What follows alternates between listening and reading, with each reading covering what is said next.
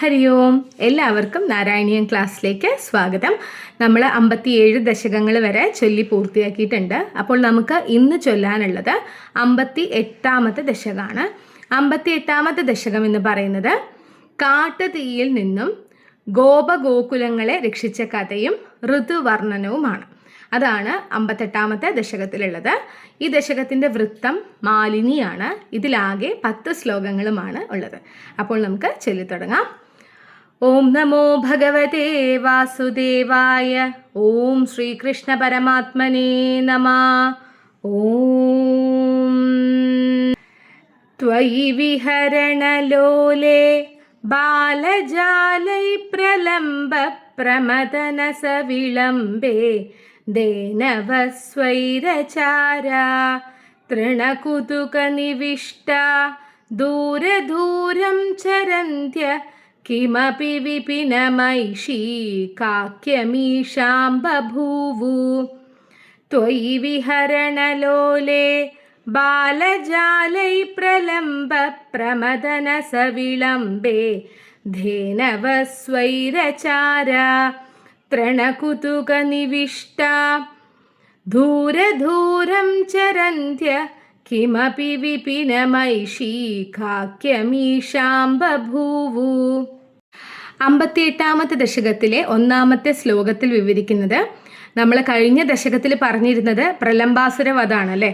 ദ്വന്ദ്വയുദ്ധം നടത്തി അതിൽ ആരാണോ തോൽക്കുന്നത് അവർ ജയിക്കുന്ന ആളെ ചുമലിലേറ്റ് നടക്കണം എന്നൊക്കെ പറഞ്ഞിട്ടുള്ള ആ ദ്വന്ദ്വയുദ്ധ ക്രീഡയും ഒപ്പം ഈ പ്രലംബാസുര വധവും ഒക്കെ കുറച്ചധികം സമയമായി.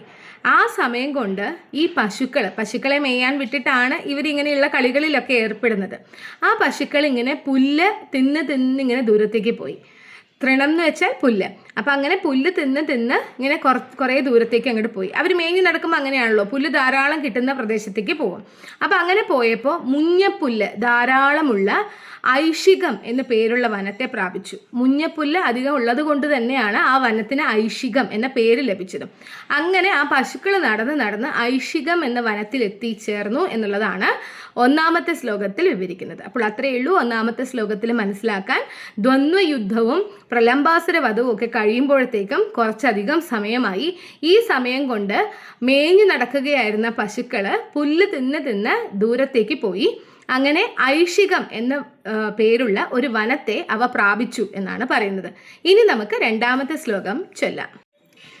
അനധിഗത നിധാക ക്രൗര്യ വൃന്ദാവനാന്താത് ബഹിരിതമുപയാത കാനനം ദേനവസ്ഥ തവ വിരഹ വിഷണ്ണ ഊഷ്മള ഗ്രീഷ്മതാപ പ്രസര വിസരദംഭസ്യാകുല സ്തംഭമാപൂ. അനധിഗത നിധാക ക്രൗര്യ വൃന്ദാവനാന്താത് ബഹിരിതമുപയാത കാനനം ദേനവസ്ഥ തവ വിരഹ വിഷണ്ണ ഊഷ്മള ഗ്രീഷ്മതാപ പ്രസര വിസരദംഭസ്യാകുല സ്തംഭമാപൂ.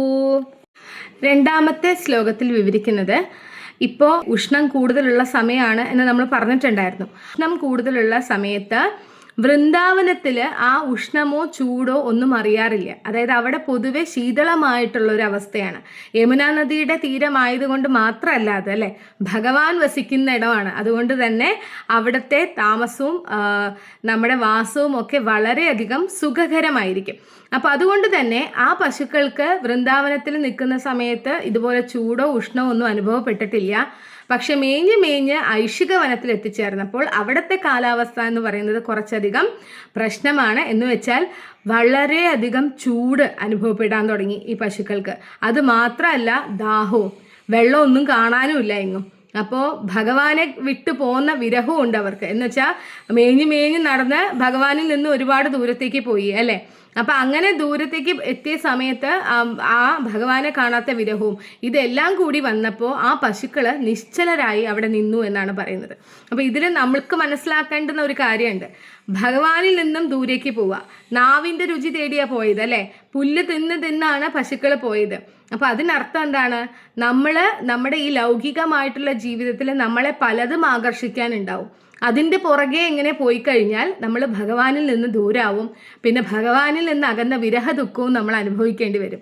എന്ന് വെച്ചാൽ നല്ല ചിന്തകളോടും നല്ല കാര്യങ്ങളോടു കൂടിയും ചേർന്ന് നിന്നാൽ നമുക്ക് ഭഗവാനോടും ചേർന്ന് നിൽക്കാം. അല്ലാതെ ലൗകികമായിട്ടുള്ള ആകർഷണങ്ങളിൽ നമ്മൾ ഒരിക്കലും അകപ്പെട്ടു പോവാതിരിക്കുക എന്നുള്ളൊരു സന്ദേശം കൂടി ഈ ശ്ലോകത്തിലുണ്ട്. അപ്പം അത്രയേ ഉള്ളൂ രണ്ടാമത്തെ ശ്ലോകത്തിൽ മനസ്സിലാക്കാൻ.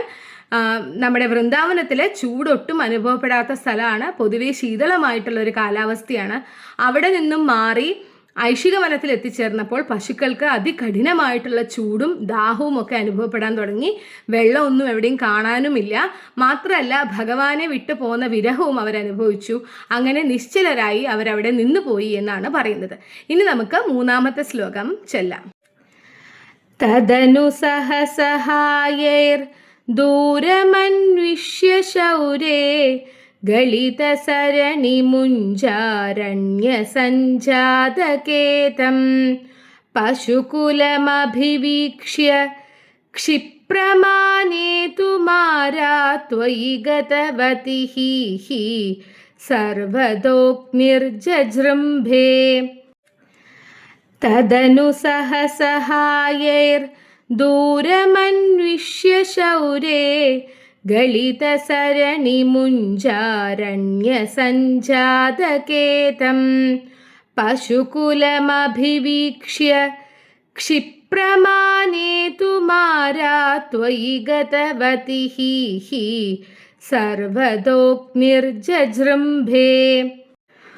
മൂന്നാമത്തെ ശ്ലോകത്തിൽ വിവരിക്കുന്നത് ഭട്ടതിരിപ്പാട് ഇവിടെ കണ്ണനെ ശൂരസേന വംശത്തിൽ ജനിച്ചവനെ എന്നാണ് പറയുന്നത്.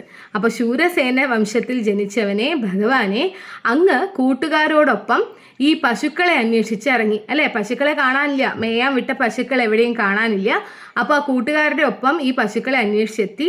അങ്ങനെ നടന്ന് ദൂരെ ഈ മുഞ്ഞ വനത്തിൽ എത്തിച്ചേർന്നു. അവിടെ ആരെയും കാണാതെ വഴിതെറ്റി വലയുന്ന പശുക്കൂട്ടത്തെ അവർ കണ്ടെത്തി. അങ്ങനെ കണ്ടെത്തിയപ്പോൾ വേഗം അവരുടെ അടുക്കലെത്തിയിട്ട് അവരെ തിരിച്ച് കൊണ്ടുവരണം എന്നുള്ള ഉദ്ദേശത്തോടു കൂടി പോയപ്പോൾ കഷ്ടം തന്നെ.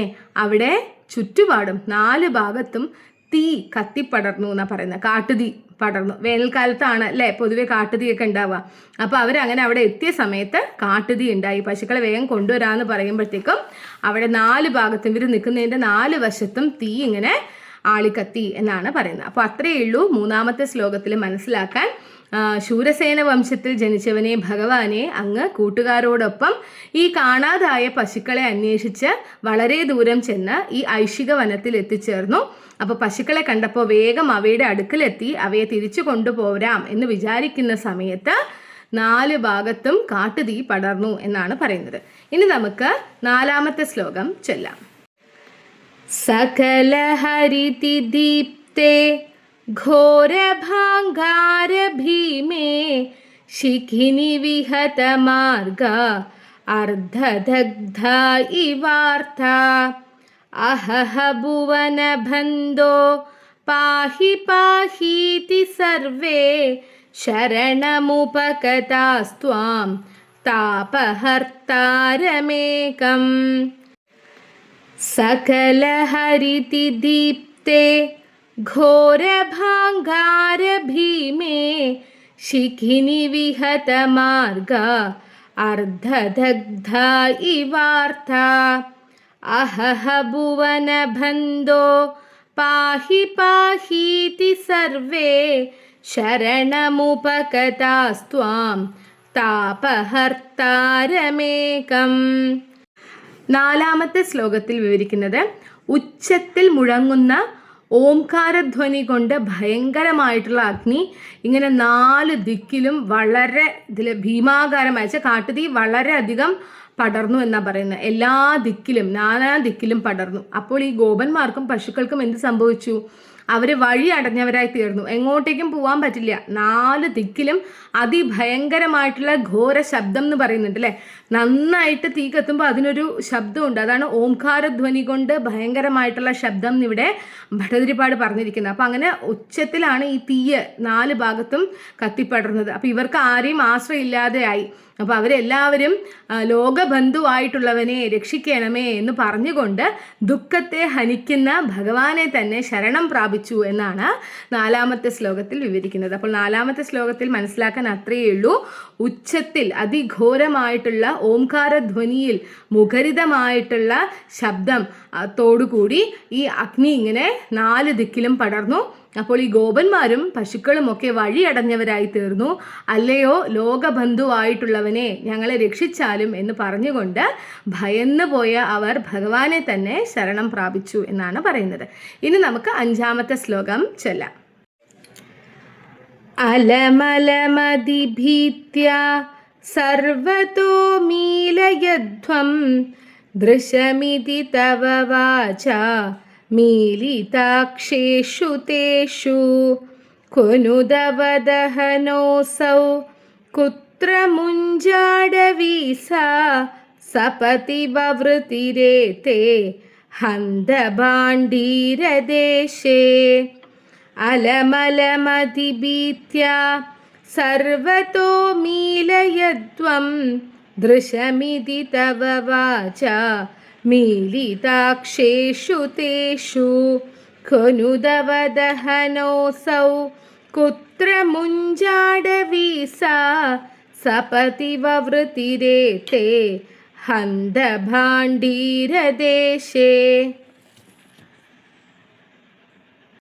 5-ാമത്തെ ശ്ലോകത്തിൽ വിവരിക്കുന്നത് അവർ നന്നേ ഭയന്നു പോയിരുന്നു അല്ലേ. ഈ കാട്ടുതീ ഇങ്ങനെ ചുറ്റും പടർന്നു പിടിച്ചപ്പോൾ അവർ വല്ലാതെ കണ്ട് ഭയന്നിരുന്നു. അപ്പോൾ ഭഗവാൻ അവരോട് പറഞ്ഞു, നിങ്ങൾ ആരും ഭയപ്പെടേണ്ട, എല്ലാവരും എല്ലാറ്റിൽ നിന്നും കണ്ണുകൾ അടയ്ക്കാൻ പറഞ്ഞു. അപ്പോൾ കൃഷ്ണൻ പറഞ്ഞതനുസരിച്ച് അവരെല്ലാവരും കണ്ണുകൾ അടച്ചു. കണ്ണുകൾ അടച്ച് കണ്ണ് തുറന്നു നോക്കുന്ന സമയത്ത് കാട്ടുതീയുമില്ല, ആ ഐഷികവനവും ഇല്ല. അവരിപ്പോൾ എത്തി നിൽക്കുന്നത് അവരെവിടെ നിന്നാണോ, നമ്മൾ പറഞ്ഞില്ലേ കഴിഞ്ഞ ദശകത്തിൽ അവർ നടന്ന് ഭാണ്ഡീര വൃക്ഷത്തിൻ്റെ ചുവട്ടിലെത്തി. അവിടെ നിന്നാണ് അവർ ദ്വന്ദ്വയുദ്ധ ക്രീഡയൊക്കെ ആരംഭിച്ചത്. ആ ഭാണ്ഡീര വൃക്ഷത്തിൻ്റെ ചുവട്ടിൽ തന്നെ നിൽക്കുന്നു. ഇതെന്തൊരു അത്ഭുതമാണ് എന്ന് പറയുകയാണ് ഭട്ടതിരിപ്പാട് 5-ാമത്തെ ശ്ലോകത്തിൽ. അതായത് ചുറ്റും കാട്ടുതീ പടർന്നു, എല്ലാവരും പേടിച്ചു, ഭഗവാനെ ശരണം പ്രാപിച്ചു. അപ്പോൾ ഭഗവാൻ പറഞ്ഞു, നിങ്ങൾ ആരും ഭയക്കണ്ട, നിങ്ങൾ കണ്ണുകൾ അടയ്ക്കാൻ പറഞ്ഞു. അപ്പോൾ ഭഗവാൻ പറഞ്ഞത് കേട്ടിട്ട് എല്ലാവരും കണ്ണുകൾ അടച്ചു. കണ്ണുകൾ അടച്ചിട്ട് കണ്ണ് തുറന്നപ്പോൾ അവർ കാണുന്നത് എന്താ, കാട്ടുതീ എവിടെ പോയി എന്ന് തന്നെ അറിയില്ല. ഒരു മാജിക് പോലെ കാട്ടുതീ ഒന്നും കാണാനില്ല, മുഞ്ഞവനവും കാണാനില്ല. അവർ ഐഷിക വനത്തിലാണല്ലോ നിൽക്കണ്ടായിരുന്നത്. ആ ഐഷിക വനവും കാണാനില്ല. അവരിപ്പോൾ നിൽക്കുന്നത് ഭാണ്ഡീര വൃക്ഷത്തിൻ്റെ ചുവട്ടിലാണ്. ഇത് എന്തൊരു അത്ഭുതമാണ് എന്ന് പറയുകയാണ്. ആ കുട്ടികളെ സംബന്ധിച്ചിടത്തോളം, കൂടെയുള്ള കൂട്ടുകാരെ സംബന്ധിച്ചിടത്തോളം, പശുക്കളെ സംബന്ധിച്ചിടത്തോളം ഇത് അത്ഭുതമല്ല. എന്താ കാരണം എന്ന് വെച്ചാൽ ഭഗവാന്റെ ലീലകൾ അവർ കുറേ ആയിട്ട് ഇങ്ങനെ കണ്ടുകൊണ്ടിരിക്കുകയാണ് അല്ലേ. പൂതനാവധം തൊട്ട് തുടങ്ങിയതാണ് അല്ലേ, പൂതനാമോക്ഷം തൊട്ട് തുടങ്ങിയതാണ് ഭഗവാന്റെ ലീലകൾ ഓരോന്നും. അപ്പം അവർക്ക് ശരിക്കും പറഞ്ഞാൽ അതിശയത്തിൻ്റെ ഇല്ല, പക്ഷെ എങ്കിലും ഒരത്ഭുതം അവർക്ക് തോന്നി. കാട്ടുതീ ഉണ്ടായിരുന്നു, അതിൻ്റെ നടുക്ക് നിന്ന് നിലവിളിച്ചു. ഇപ്പോൾ കണ്ണ് തുറന്ന് നോക്കുമ്പോൾ ഈ കാട്ടുതീ പോയിട്ട് ഒരു ചൂടിൻ്റെ ഒരു ലാഞ്ചന പോലും ഇല്ല. അവർ നിൽക്കുന്നത് ഭാണ്ഡീര വൃക്ഷത്തിൻ്റെ ചുവട്ടിലുമാണ്. അത്രയേ ഉള്ളൂ 5-ാമത്തെ ശ്ലോകം. ഇനി നമുക്ക് 6-ാമത്തെ ശ്ലോകം ചൊല്ലാം. ജയ ജയ തവ മായാ കേയമീശേതി തേഷാം നുദിഭിരുദിതഹാസോ ബദ്ധനാനാവിലാസ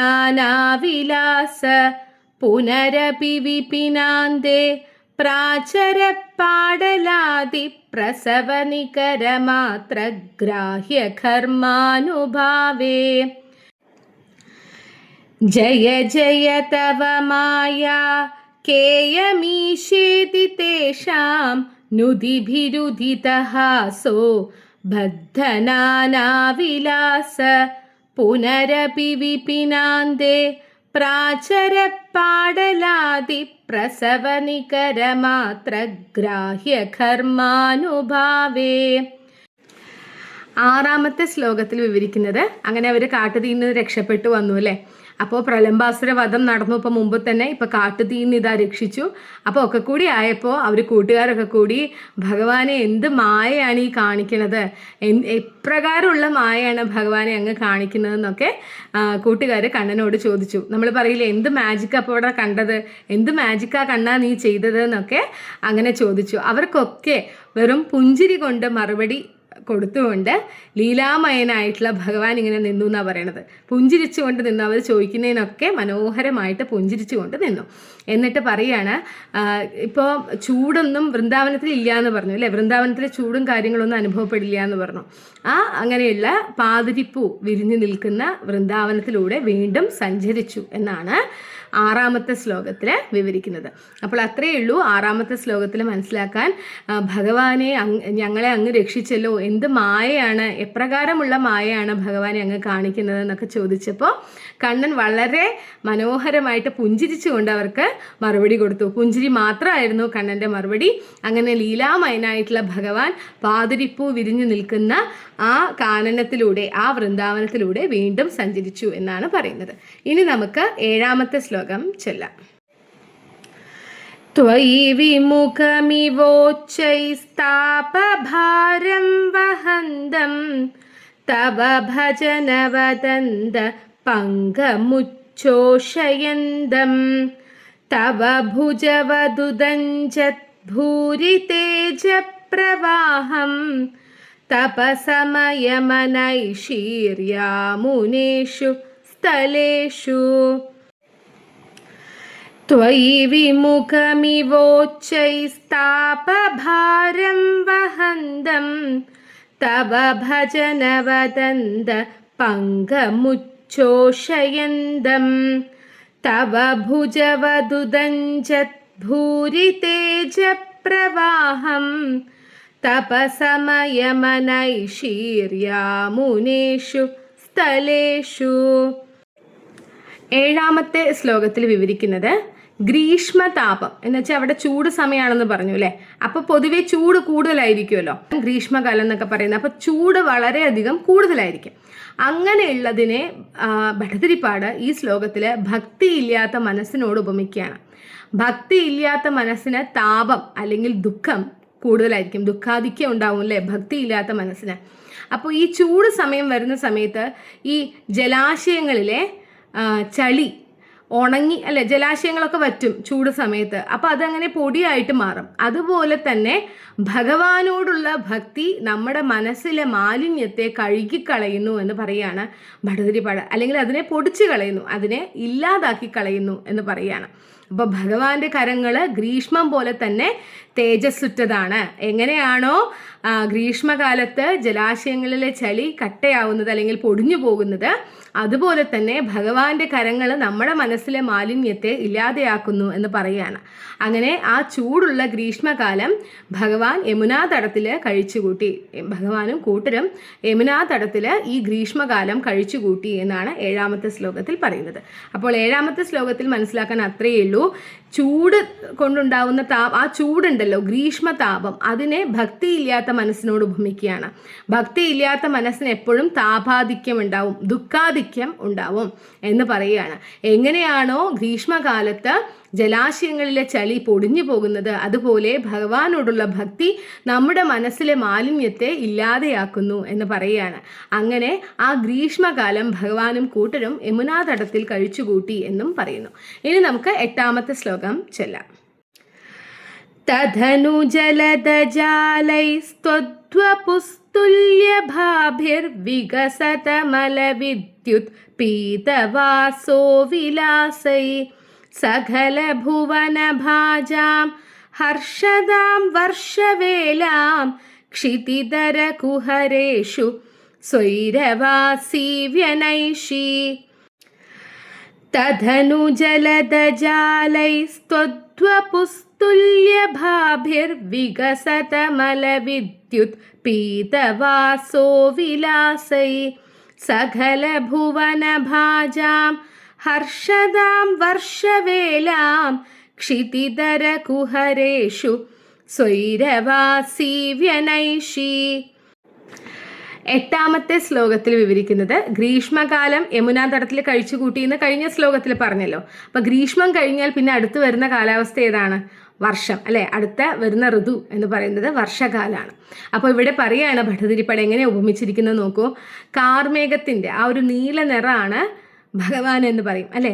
അപ്പോൾ ആ മേഘത്തെ ഭഗവാനോട് ഉപമിച്ചിരിക്കുകയാണ്, ഭഗവാന്റെ നിറത്തോട് ഉപമിച്ചിരിക്കുകയാണ്. നീല നിറമണിഞ്ഞ കാർമേഘം, അതായത് കാർമേഘത്തിന്റെ നീല നിറവും ഭഗവാന്റെ നീല നിറവും തമ്മിൽ താരതമ്യം ചെയ്യുകയാണ്.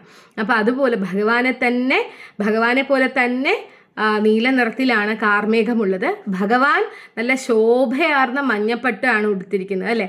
അതുപോലെ തന്നെ ആ കാർമേഘത്തിന്റെ പട്ടാണ് മിന്നലിൽ ആ മഞ്ഞ നിറത്തോടു കൂടിയ മഞ്ഞപ്പട്ടായി ഭട്ടതിരിപ്പാട് കാണിച്ചിരിക്കുകയാണ്. അപ്പോൾ ഭഗവാനെയും ഭഗവാന്റെ മഞ്ഞപ്പട്ടിനെയും കാർമേഘത്തെയും കാർമേഘത്തിൽ നിന്ന് വരുന്ന മിന്നലിനെയും തമ്മിൽ ഉപമിച്ചിരിക്കുകയാണ് ഭട്ടതിരിപ്പാട് എട്ടാമത്തെ ശ്ലോകത്തിൽ ചെയ്യുന്നത്. അപ്പോൾ എങ്ങനെയാണോ ഭഗവാൻ ബാക്കിയുള്ളവർക്കൊക്കെ, ഭഗവാന്റെ കൂടെയുള്ളവർക്കൊക്കെ ആനന്ദം നൽകുന്നത്, അതുപോലെ തന്നെ ഈ കാർമേഘവും മേഘങ്ങളും ആനന്ദം നൽകുന്നു. എങ്ങനെയാണ് മേഘങ്ങൾ ആനന്ദം നൽകുന്നത്? ഈ ചൂടിൽ നിന്നുമൊക്കെ രക്ഷ നേടാനായിട്ടുള്ള വർഷം താഴോട്ട് വീഴുമ്പോൾ വർഷകാലം വരുന്ന സമയത്ത് എല്ലാവർക്കും ആനന്ദമുണ്ടാവുന്നു എന്ന് ഭട്ടതിരിപ്പാട് പറയുകയാണ്. അപ്പോൾ അതാണ് എട്ടാമത്തെ ശ്ലോകത്തിൽ പറയുന്നത്. അങ്ങനെയുള്ള വർഷകാലത്ത് ഭഗവാൻ എവിടെയാണ് കഴിച്ചുകൂട്ടിയത്? ഗ്രീഷ്മകാലം പറഞ്ഞു, യമുനാ തടത്തിൽ കഴിച്ചുകൂട്ടിയെന്ന് പറഞ്ഞു. അപ്പോൾ വർഷകാലം ഭഗവാൻ എവിടെയാണ് കഴിച്ചുകൂട്ടുന്നത്?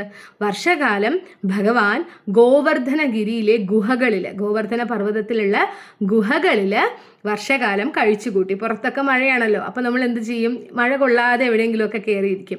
അങ്ങനെയുള്ള ഗോവർദ്ധന പർവ്വതത്തിൻ്റെ ഗുഹയിൽ കഴിച്ചുകൂട്ടി, ഗുഹകളിൽ കഴിച്ചുകൂട്ടി എന്നാണ് എട്ടാമത്തെ ശ്ലോകത്തിൽ വിവരിക്കുന്നത്. അപ്പോൾ അത്രയേ ഉള്ളൂ എട്ടാമത്തെ ശ്ലോകത്തിൽ മനസ്സിലാക്കാൻ. ഭഗവാൻ മഞ്ഞപ്പട്ടണിഞ്ഞു നിൽക്കുന്നതിനെ ഭട്ടതിരിപ്പാട് കാർമേഘം അതിൽ നിന്ന് വരുന്ന മിന്നലുമായി ഉപമിച്ചിരിക്കുന്നു. കാർമേഘം ഭഗവാന്റെ നീല നിറത്തോടും മിന്നല് ഭഗവാന്റെ മഞ്ഞപ്പട്ടിനോടും ഉപമിച്ചിരിക്കുന്നു. എങ്ങനെയാണോ ഭഗവാൻ ഭക്തർക്ക് ആനന്ദം നൽകുന്നത്, അതുപോലെ തന്നെ കാർമേഘവും ജനങ്ങൾക്ക് ആനന്ദം നൽകുന്നു, വർഷം പെയ്യിച്ചുകൊണ്ട് ആനന്ദം നൽകുന്നു എന്ന് പറഞ്ഞു. അങ്ങനെയുള്ള വർഷകാലത്ത് ഭഗവാൻ ഗോവർദ്ധനഗിരിയിലെ ഗുഹകളിൽ താമസമാക്കി എന്നാണ് പറയുന്നത്, കഴിച്ചുകൂട്ടി എന്നാണ് പറയുന്നത്. ഇനി നമുക്ക് 9ാമത്തെ ശ്ലോകം ചൊല്ലാം. കുഹരതലനിവിഷ്ടം ത്വാം ഗരിഷ്ടം ഗിരീന്ദ്ര ശിഖികുലനവകേകാകുഭി സ്തോത്രകാരി സ്ഫുടകുടജകദംബ സ്തോമപുഷ്പാഞ്ജലിഞ്ച പ്രവിദദനുഭേജേ ദേവഗോവർദ്ധനോസൗ. കുഹരതലനിവിഷ്ടം ത്വാം ഗരിഷ്ടം ഗിരീന്ദ്ര ശിഖികുലനവകേകാകുഭി സ്തോത്രകാരി സ്ഫുടകുടജകദംബ സ്തോമപുഷ്പാഞ്ജലിഞ്ച പ്രവിദദനുഭേജേ ദേവഗോവർദ്ധനോസൗ. 9ാമത്തെ ശ്ലോകത്തിലെ ഭട്ടതിരിപ്പാട് വളരെ മനോഹരമായിട്ട് വിവരിച്ചിരിക്കുകയാണ്. എന്താണെന്നറിയാമോ? ഈ വർഷകാലത്തുണ്ടാവുന്ന ഓരോ കാര്യങ്ങളും ഭഗവാന് വേണ്ടി അർപ്പിക്കുന്നവയായി ഭട്ടതിരിപ്പാട് ഉപമിച്ചിരിക്കുകയാണ്. അത് വളരെ രസമാണ്. വർഷകാലത്ത് എന്താണ് സംഭവിക്കുക? അവിടെ നിന്നും മയിലുകളുടെ ശബ്ദം കേൾക്കാൻ പറ്റും അല്ലേ. കാർമേഘം വരുമ്പോഴാണ് മയിലിന് അതിയായിട്ടുള്ള സന്തോഷം ഉണ്ടാവുക. അപ്പോൾ മയിലുകളുടെ കേകാരവങ്ങളെ ഭക്തി സ്തോത്രങ്ങളോടാണ് ഉപമിച്ചിരിക്കുന്നത്. അപ്പോൾ വർഷകാലം വന്ന സമയത്ത് ഗോവർദ്ധനഗിരിയിലുള്ള മയിലുകളൊക്കെ ഇങ്ങനെ ശബ്ദമുണ്ടാക്കുന്നതിനെ ഭഗവാന് വേണ്ടി അർപ്പിക്കുന്ന സ്തോത്രങ്ങളായിട്ട് ഭട്ടതിരിപ്പാട് ഉപമിക്കുന്നു. പിന്നെയോ വർഷകാലത്ത് എല്ലാ പൂക്കളും പൂക്കും അല്ലേ. മഴക്കാലത്ത് എല്ലാം സമൃദ്ധമായിരിക്കും. അപ്പോൾ അങ്ങനെയുള്ള കുടകപ്പാല, കടമ്പ് തുടങ്ങിയ വൃക്ഷങ്ങളൊക്കെ ധാരാളം പൂവിട്ടു. അപ്പോൾ അതൊക്കെ ഭഗവാന് വേണ്ടി സമർപ്പിക്കുന്ന പുഷ്പാഞ്ജലിയായിട്ട് ഭട്ടതിരിപ്പാട് ഉപമിക്കുകയാണ്. എന്നിട്ട് ഇതുകൂടി പറയുന്നു, അങ്ങനെ ആ വർഷകാലം മുഴുവനും ഗോവർദ്ധനഗിരി ഭഗവാന് പൂജകൾ ചെയ്ത് സമർപ്പിച്ചു എന്നുകൂടി പറയുകയാണ്. അപ്പോൾ അത്രയേ ഉള്ളൂ 9ാമത്തെ ശ്ലോകത്തിൽ മനസ്സിലാക്കാൻ. വർഷകാലത്തുണ്ടാകുന്ന ഓരോ വിലാസങ്ങളും ഭഗവാന് വേണ്ടി അർപ്പിക്കപ്പെട്ടവയാണ് എന്ന് ഭട്ടതിരിപ്പാട് ഉപമിക്കുകയാണ്. അപ്പോൾ ഗോവർദ്ധനഗിരിയിലെ വർഷകാലത്ത് മയിലുകൾ ഉണ്ടാക്കുന്ന കേകാരവം ഭഗവാന് വേണ്ടിയുള്ള ഭക്തി സ്തോത്രങ്ങളാകുന്നുവെന്നും ആ ഗോവർദ്ധനഗിരിയിൽ വിരിയുന്ന കുടകപ്പാല, കടമ്പ് തുടങ്ങിയ വൃക്ഷങ്ങളിലെ പൂക്കൾ ഭഗവാന് പുഷ്പാഞ്ജലി അർപ്പിക്കുന്നവയായും ആ വർഷകാലം മുഴുവനും ഗോവർദ്ധനഗിരി ഭഗവാന് വേണ്ടി പൂജകൾ ചെയ്ത് സമർപ്പിക്കുന്നതായും ഭട്ടതിരിപ്പാട് ഉപമിക്കുന്നു. ഇനി നമുക്ക് 58ാമത്തെ ദശകത്തിലെ അവസാന ശ്ലോകം 10ാമത്തെ ശ്ലോകം ചൊല്ലാം. അധശരതമുപേതാം താം ഭവത് ഭക്തചേതോ വിമലസലിലപൂരാം മാനയൻ കാനനേഷു തൃണമമലവനാന്തേ ചാരു സഞ്ചാരയൻ ഗാ പവനപുരപതേ ത്വം ദേഹി മേ ദേഹസൗഖ്യം. അധശരതമുപേതാം താം ഭവത് ഭക്തചേതോ വിമലസലിലപൂരാം മാനയൻ കാനനേഷു തൃണമമലവനാന്തേ ചാരു സഞ്ചാരയൻ ഗാ പവനപുരപതേ ത്വം ദേഹി മേ ദേഹസൗഖ്യം. സർവത്ര ഗോവിന്ദനാമ സങ്കീർത്തനം. ഗോവിന്ദ ഗോവിന്ദ. 9ാമത്തെ ശ്ലോകത്തിൽ ഭട്ടതിരിപ്പാട് വർഷകാലത്തെയാണ് വിവരിച്ചതെങ്കിൽ 10ാമത്തെ ശ്ലോകത്തിൽ അത് കഴിഞ്ഞെത്തിയ ശരത്കാലത്തെയാണ് വർണ്ണിക്കുന്നത്. അപ്പോൾ ഞാനിപ്പോൾ കഴിഞ്ഞ ശ്ലോകം വായിച്ചപ്പോൾ ശ്രദ്ധിച്ചോ എന്ന് എനിക്കറിയില്ല. ഭട്ടതിരിപ്പാട് പറഞ്ഞല്ലോ, മയിലുകളുടെ കേകാരവം ഭഗവാനുള്ള ഭക്തി സ്തോത്രങ്ങളാകുന്നു എന്ന് പറഞ്ഞല്ലോ. അത് വായിച്ചുകൊണ്ടിരിക്കുമ്പോഴൊക്കെ ഇവിടെ നിന്നൊരു കുയിൽ ശബ്ദിക്കുന്നുണ്ടായിരുന്നു. അപ്പോൾ ഇതിപ്പോൾ ഗ്രീഷ്മകാലമാണ് ഇവിടെ അല്ലേ. അപ്പോൾ ആ ഗ്രീഷ്മകാലത്തെ കുയിലുകളുടെ ശബ്ദം അതും ഭഗവാനുള്ള ഭക്തി സ്തോത്രങ്ങളാകാം അല്ലേ. അത് കേട്ടപ്പോൾ ഞാൻ ചിന്തിച്ചതും അത് തന്നെയായിരുന്നു. അപ്പോൾ ഈ 10ാമത്തെ ശ്ലോകത്തിലെ ശരത്കാലത്തെ വർണ്ണിക്കുന്നത് ഭട്ടതിരിപ്പാട് പറയുന്നു, ഭഗവാന്റെ ഭക്തന്മാരുടെ മനസ്സ് പോലെ തെളിഞ്ഞ ജലാശയങ്ങൾ എന്ന്. ശരത്കാലത്ത്, അതായത് വർഷകാല സമയത്ത് മഴയൊക്കെ നല്ലോണം പെയ്യുന്ന സമയത്ത് കലങ്ങിയിരിക്കും അല്ലെ, വെള്ളം ജലസ്രോതസ്സുകളൊക്കെ കലങ്ങിയായിരിക്കും ഇരിക്കുക. അത് കഴിഞ്ഞ് ശരത്കാലം വരുമ്പോഴോ വെള്ളമൊക്കെ തെളിഞ്ഞിരിക്കും. അപ്പോൾ ഭഗവാന്റെ ഭക്തരുടെ മനസ്സ് പോലെ എന്ന് പറയുന്നു. ഭഗവാന്റെ ഭക്തരുടെ മനസ്സ് അത്രയും നിർമ്മലമാണ്, അത് തെളിഞ്ഞിരിക്കുന്ന പറയണം. ഭഗവാനോട് ആത്മാർത്ഥ ഭക്തിയുള്ള ഒരാളുടെ മനസ്സ് ഒരിക്കലും കലുഷിതമായിരിക്കില്ല, അതൊരിക്കലും കലങ്ങിയിരിക്കില്ല. കാരണം എന്ത് തന്നെ പ്രശ്നങ്ങൾ നേരിട്ടാലും ഭഗവാൻ തൻ്റെ കൂടെ ഉണ്ടാവും എന്നുള്ള ഒരു ഉറച്ച വിശ്വാസം ഉണ്ടാവുമ്പോൾ ആ മനസ്സ് എപ്പോഴും തെളിഞ്ഞു തന്നെ ഇരിക്കും എന്നാണ് നമ്മൾ മനസ്സിലാക്കേണ്ടത്. അപ്പോൾ ഭട്ടതിരിപ്പാട് പറയാണ്, ഭഗവാന്റെ ഭക്തരുടെ മനസ്സ് പോലെ തെളിഞ്ഞിരിക്കുന്നു ജലസ്രോതസ്സുകളൊക്കെയും എന്ന് പറയുകയാണ്. അതുപോലെ തന്നെ വൃക്ഷങ്ങളിൽ ഉണ്ടാകുന്ന കായ്കനികൾ, ആ ശരത്കാലത്ത് ധാരാളം കായ്കനികളൊക്കെ ഉണ്ടാവും, അതൊക്കെ ഭഗവാന് കൊടുത്തു. അതെല്ലാം ഭഗവാൻ സന്തോഷം സ്വീകരിച്ചു. അങ്ങനെ മാറി മാറി വരുന്ന ഈ ഋതുഭേദങ്ങൾ ഭഗവാന്റെ കൂട്ടരോടൊപ്പം ഭഗവാനും ആസ്വദിച്ചു, അത് കൂട്ടുകാരെയും ആസ്വദിപ്പിച്ചു എന്ന് പറയുകയാണ്. അങ്ങനെ പുല്ല് തീറ്റിച്ച്, ആ സമയത്ത് ശരത്കാല സമയത്ത് നിറയെ പുല്ലും പശുക്കൾക്ക് മേയാനുണ്ടാവും. അങ്ങനെ ആ പശുക്കളെ പുല്ല് തീറ്റിച്ച് മേയാനും ഒക്കെ വിടുന്ന ഭഗവാനെ, അങ്ങ് എന്നെ, എൻ്റെ ആരോഗ്യത്തെയും സംരക്ഷിച്ചാലും അല്ലെങ്കിൽ എന്നെയും അതുപോലെ കാത്തു രക്ഷിക്കണം എന്ന് പറഞ്ഞുകൊണ്ട് ഭട്ടതിരിപ്പാട് 10ാമത്തെ ശ്ലോകവും അങ്ങനെ 58ാമത്തെ ദശകവും ഇവിടെ അവസാനിപ്പിക്കുകയാണ്. അപ്പോൾ അത്രയേ ഉള്ളൂ 10ാമത്തെ ശ്ലോകത്തിൽ മനസ്സിലാക്കാൻ. വർഷകാലം കഴിഞ്ഞു വരുന്ന ശരത്കാലത്തെ വർണ്ണിച്ചിരിക്കുകയാണ് ഈ ശ്ലോകത്തിൽ. അപ്പോൾ ഭട്ടതിരിപ്പാട് പറയുകയാണ്, ഭക്തന്മാരുടെ മനസ്സ് പോലെ തെളിഞ്ഞ ജലസ്രോതസ്സുകൾ ഉണ്ടായിരുന്നു, വൃക്ഷങ്ങളിൽ നിന്നും ഉള്ള ധാരാളം കായ്കനികളൊക്കെ ഭഗവാന് വേണ്ടി സമർപ്പിച്ചു, അതൊക്കെ ഭഗവാൻ ആസ്വദിച്ച് കഴിച്ചു. ഒപ്പം പശുക്കളെ ഇങ്ങനെ ധാരാളം പുല്ല് ലഭിക്കുന്നിടങ്ങളിലൊക്കെ ഇങ്ങനെ മേയാൻ വിട്ടുകൊണ്ട് പശുക്കളെ തീറ്റുകയും ഭഗവാൻ ചെയ്തു.